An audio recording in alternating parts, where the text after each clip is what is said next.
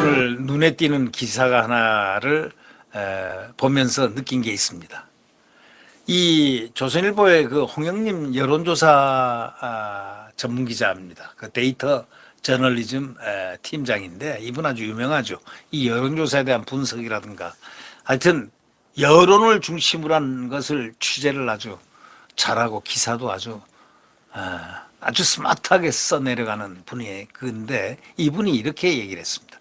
여당 압승 뒤에는 60대 이상의 높은 투표율이 작동됐다. 이런 얘기입니다.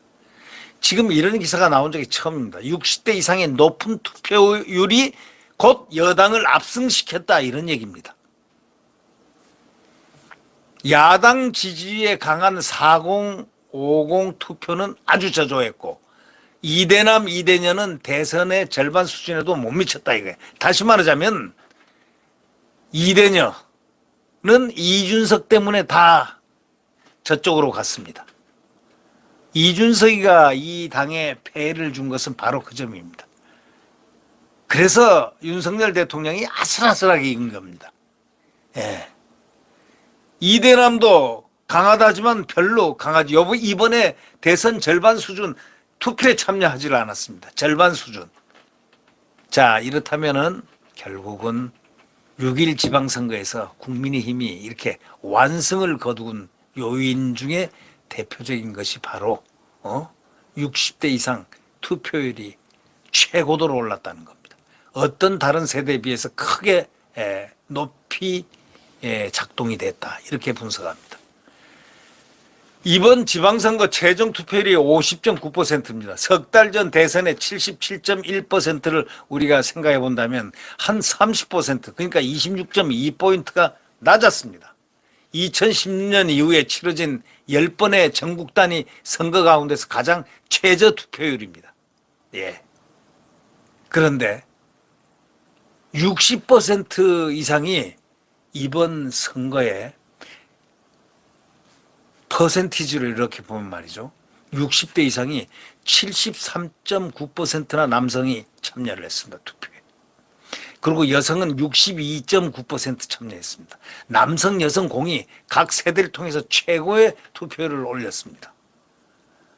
50대는 53%, 그 다음에 여성은 55%, 그러니까 55.1, 53.8, 40대는 40.9, 44.4, 그 다음에 30대. 지금 이 40, 50이 바로 야당의, 민주당에 지지하는 세가 높은 세대입니다. 왜 그랬을까요? 정교조 때문에 그랬습니다.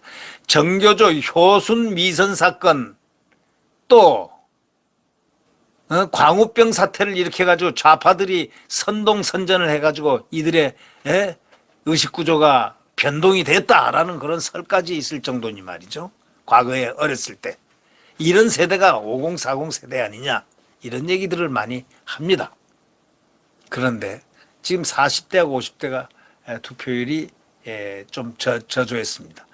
점점 내려갈수록 20대 이대녀들 이대녀가 35.8%.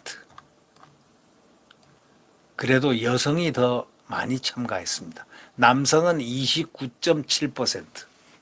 이렇게 되겠는데 결국 이제 출구조사를 우리가 봤을 때 기반으로 봤을 때 연령별 투표율을 예측한 자료에서 60대 이상 남성이 73.9%, 여성이 62.9% 투표율이 가장 높았다는 것은 바로 이 투표에 압승하는데 요인을 제공했다는 것 세대가 바로 60대 이상이다.